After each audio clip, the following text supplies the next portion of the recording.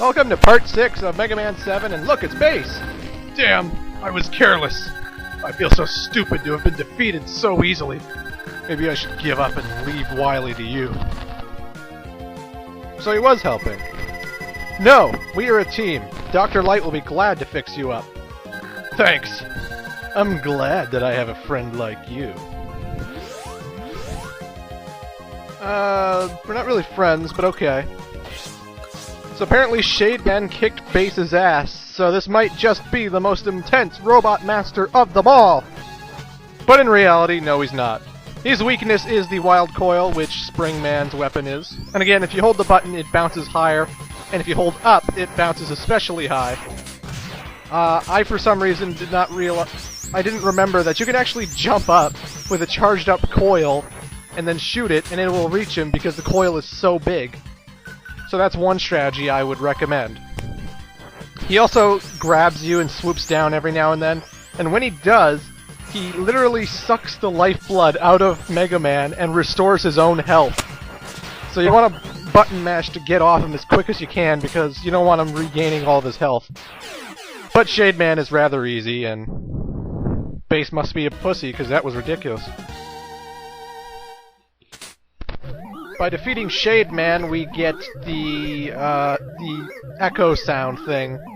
And the echo sound is pretty unique because it bounces off of walls when you shoot at it, right?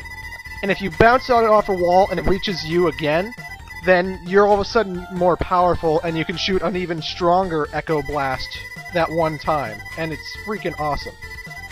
And it's something I would recommend for when you're fighting Turbo Man, because then you can make Turbo Man look like the easiest robot master by killing him in like 5 hits. But Noise Crush, it's always swell. I love Noise Crush. Holy fuck! Dr. Light! What happened? Is that you, Mega Man? No, it's fucking Sonic the Hedgehog. Base went berserk after I completed his repairs. He stole the parts for the new enhancements. That son of a bitch. Base? I can't believe it. I mean, he's fought me once and gotten his ass kicked by Shade Man the other time. Who saw this coming? Believe it, Mega Man. Base and Tribble are my creations. I knew that you would be stupid enough to trust him and allow him access to the lab. Let this be a lesson, Mega Man. You don't let strangers into your home. I guess this is the game's public service announcement for, you know, kids playing the game. Don't let strangers in your home. I'll make you pay, Wily. So, Base is not a good guy. That sucks. But, I'm gonna cut back to Shade Man stage to show you where another hidden extra power-up is.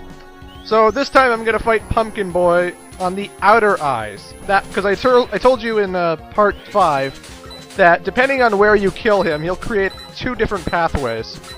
So I'm shooting the outer eyes to make him go right. That's pretty easy, I just happen to not be doing a good job at making it look easy. I was being dumb and not sliding under the pumpkin's eyes and stuff. I almost died, actually, which is brutal. And I recorded it, and now you get to see it. So it is an epic failure all around.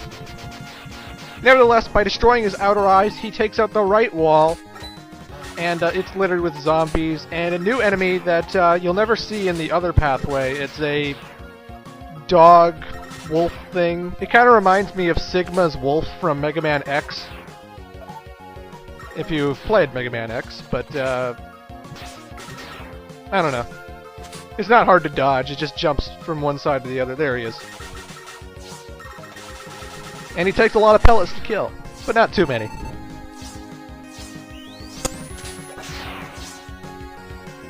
Quite the extra detour. And the pathway leads up to the hallway where Base was. So you've skipped the whole elevator scene, you skipped the darkness room. It's a pretty good place. And there's a painting of Dr. Wily. Now what you want to do, use Rush Search directly under the painting of Dr. Wily, and Rush will find an energy equalizer, and basically this device allows you to pick up weapon energy when you're regular Mega Man, and it'll fill up the lowest weapon that has the least amount of energy. So you could go through just as regular Mega Man and rack in the points, which is awesome. But before we go to Dr. Wily's castle, we want to take one detour to Eddie's shop.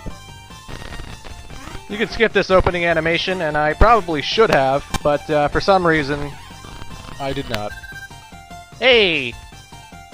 Hey to you too! So remember in Springman stage we got the Hyperbolt, which Otto was looking for, and so he screws it back into his head, and now he is at full capacity as he should have been from the get-go. And he thinks he's cool. Ha ha ha ha. Now I can work at full power. Look, a new item just for you. I can now make items using half the normal number of bolts. And believe me, that's going to be useful. Well, not for me, because I don't need any more items, but yeah. So he's added a new items to the mix. He's added the special can, which fills up everything.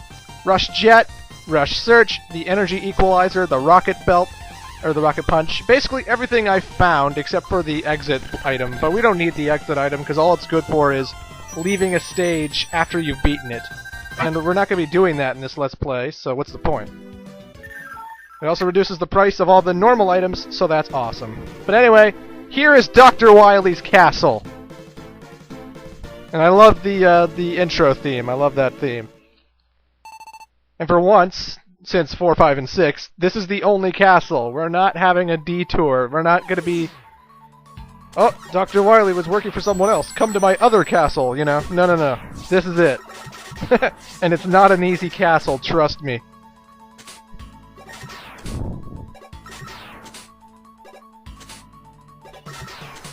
But basically this area is filled with these weird rails that these platforms go along, and if you see, the rails are white, but then they break off into this broken section, and then the platforms start spinning when they're over those sections, and it makes platforming rather tedious. The first part I skipped with Rush Coil rather easily, but yeah.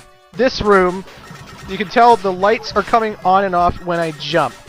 When I jump, the lights are on. When I'm standing on the ground, the lights are off. This makes platforming rather annoying, because you have to constantly keep jumping just to see where you're going. And, yeah. You feel like a crazy person having a seizure when you're playing this level. As always, use Rush Coil and Rush Jet and Rush Super Adapter, and you should be able to maneuver through all these tight corners and high ledges and whatnot. This is a whole section of those platforms on rails, but Rush Jet, you rock. So I'm going to use it to skip all that. It's annoying platforming without him. And believe me, I played this game before I found where Rush Jet was, where the Super Adapter was. All I had was the 8 Robot Master abilities and Rush Coil, right? This castle is hell. It may look easy, but, well, it doesn't even look easy. And it's nowhere near as easy as it looks. Why do I keep saying that? Nevertheless, Super Adapter is good for reaching this area, because if you Rush Coil, you're going to hit the spikes, and you can get the energy tank that way. Then whip out Super Adapter again, because the next boss, he is weak against it. Well, he's also weak against something else, but we'll talk about that later. You are far too weak, Mega Man. Wily may fear you, but I do not! Yeah, it's Base, folks. And Base is weak against the Rocket Punch, so just keep popping up to shoot him. If you don't have Super Adapter, he's weak against the Echo Noise, or the Echo Crush. The Noise Crush, rather. Round 1 goes to you, Mega Man. But I'll be back! Sure you will. But he's weak against Noise Crush if you don't have Super Adapter. So I guess it was a ironic twist that he pretended to be weak against Shade Man, but he really is. Anyway, folks, we got a special boss coming up, and I'll see you in part 7.